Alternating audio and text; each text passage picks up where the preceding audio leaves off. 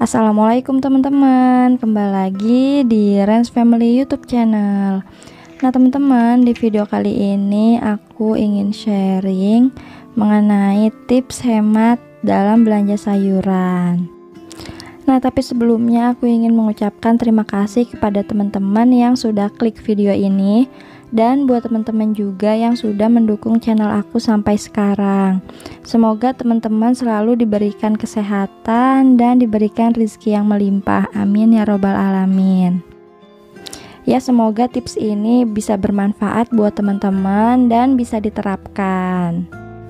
Nah jadi ini adalah beberapa tips yang aku gunakan untuk menghemat pengeluaran dalam belanja sayuran ya teman-teman. Nah tips yang pertama yaitu tentukan budget untuk belanja sayuran. Nah jadi benar ya teman-teman, budgeting itu penting banget untuk dilakukan supaya kita tuh tahu kira-kira pengeluaran kita tuh apa aja, kebutuhan kita tuh apa aja, sehingga tidak terjadi over budget gitu teman-teman.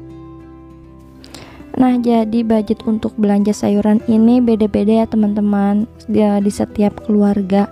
Pastikan anak satu sama anak dua beda kebutuhannya. Mungkin keluarga dengan 2 orang anak bahan makanan yang dibutuhkan lebih banyak daripada yang keluarga dengan 1 orang anak. Nah anggarannya pun beda ya teman-teman, jadi tidak bisa disamaratakan budgeting tiap keluarga itu. Nah budget aku untuk belanja sayuran yaitu 800.000 selama 1 bulan. Jadi tiap minggunya anggarannya yaitu 200.000. Di sini aku dengan 2 orang dewasa dan 1 orang anak ya teman-teman. Nah jadi itu ya teman-teman, tips yang pertama yaitu lakukan budgeting pada saat ingin belanja sayuran.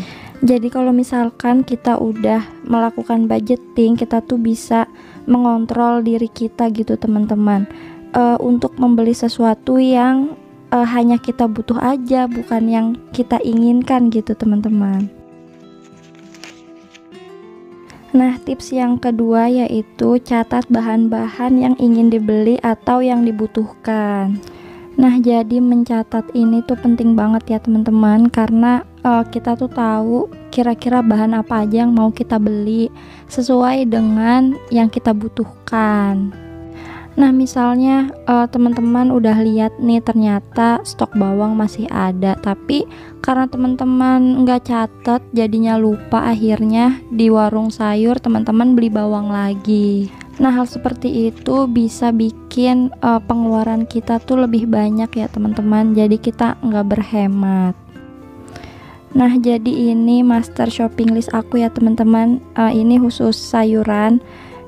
Jadi ini adalah bahan-bahan yang sering aku beli ya, kayak bayam, kangkung, jagung, daun bawang. Nah itu hampir setiap minggu aku belinya ya teman-teman.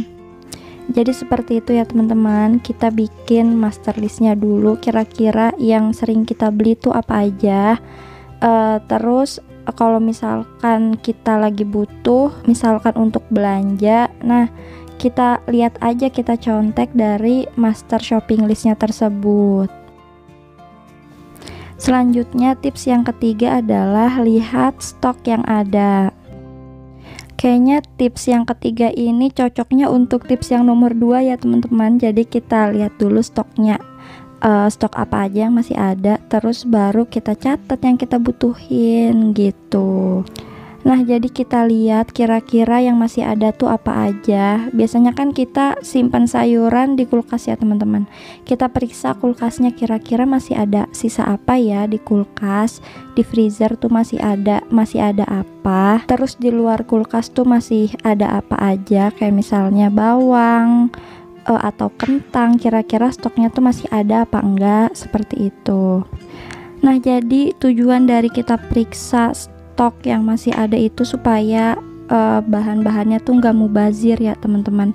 Kalau misalkan sekiranya masih bisa digunain, nah itu kita olah aja jadi masakan. Kalau misalkan emang udah busuk kan sayang ya, harus dibuang sayurannya, seperti itu. Nah, makanya penting banget ya teman-teman, kita periksa stok yang masih ada dan kita catat apa yang mau dibeli. Jadi nggak akan ada bahan masakan yang mubazir seperti itu. Karena kita tahu bahan masakan yang kita beli itu pasti akan kita masak semuanya. Tips selanjutnya yaitu usahakan beli sayurannya itu di pasar ya teman-teman. Nah, karena kan kalau di pasar itu lebih murah, terus juga banyak variasi yang mau kita beli, kayak misalnya sayuran tuh lebih banyak daripada di tukang sayur. Terus protein hewani juga lebih banyak kalau misalkan di pasar, jadi lebih variatif. Nah, kalau misalkan kita belanja di pasar itu kan biar murah kita harus belanja banyak ya teman-teman. Nah, jadi teman-teman stok bahan masakan untuk 1-2 minggu. Jadi teman-teman nggak bolak-balik ke pasar gitu. Dan kalau teman-teman nggak mau belanja ke pasar, mungkin karena jauh atau karena males, nggak apa-apa ya teman-teman, karena aku pun belanja mingguannya di warung sayur. Dan kalau teman-teman belanjanya di warung sayur, saran aku teman-teman pilih warung sayur yang lengkap gitu, yang sayurannya lengkap, terus protein hewaninya juga lengkap gitu. Misalnya ada ikan, ayam, udang, terus ati misalnya kayak gitu. Tips yang nomor 5 yaitu lakukan food preparation. Nah, untuk food prep ini tuh membantu aku banget ya teman-teman, untuk menyiapkan makanan, karena pada saat kita butuh bahan makanan itu udah ada di kulkas gitu. Untuk melakukan food prep yang teman-teman butuhkan, yang pertama yaitu wadah bertutup atau wadah yang kedap udara. Nah, kalau misalkan menggunakan wadah kedap udara gitu, udaranya kan gak masuk ya teman-teman. Itu membuat sayurannya itu bisa lebih awet, jadi memperlambat pembusukan. Nggak perlu wadah yang mahal-mahal, yang penting ada tutupnya dan rapat ya teman-teman ketika ditutup. Selanjutnya yaitu yang dibutuhkan adalah tisu dapur atau kertas. Jadi itu untuk alasnya ya teman-teman.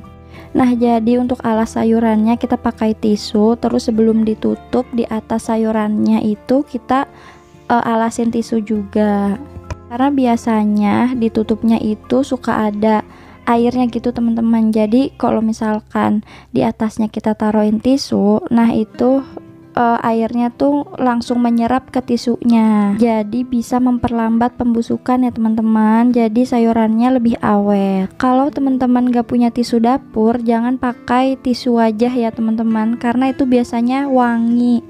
Terus teman-teman bisa juga pakai kertas, tapi nggak boleh pakai kertas koran, takutnya tintanya itu menyerap ke sayurannya, nanti takutnya malah jadi beracun. Nah, yang harus teman-teman tahu juga yang ketiga adalah tempat penyimpanan tiap bahan. Kira-kira semua bahan tuh boleh nggak sih ditaruh di kulkas gitu. Kayak misalnya kentang itu kan nggak boleh ditaruh kulkas ya teman-teman, bawang juga itu harus ditaruh di suhu ruang aja gitu. Jadi teman-teman harus tahu kira-kira bahan masakan apa aja yang ditaruh di kulkas dan di suhu ruang. Selanjutnya yang harus teman-teman perhatikan adalah ketahanan dalam penyimpanan sayuran. Jadi maksudnya gini teman-teman, misalnya kita beli kangkung, bayam, terus sop-sopan, sayur asem, misalnya kita beli itu.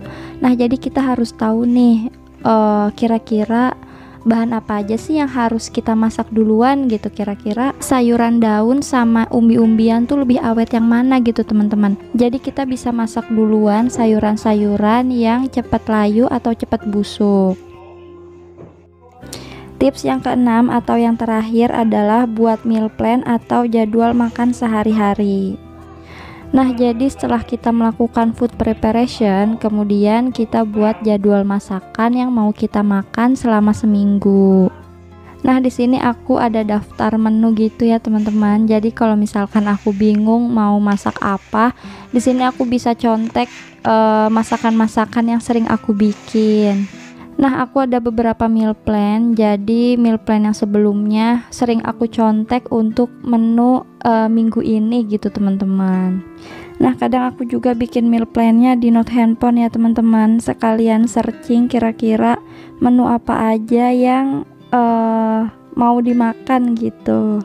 Nah, karena kemampuan masak aku masih standar ya, teman-teman, masih pemula. Jadi tiap minggu pasti menunya itu aja, pasti sama setiap minggu. Ya paling aku bisanya kayak tumis-tumis, sayur bening, terus yang goreng-goreng gitu aja sih, teman-teman.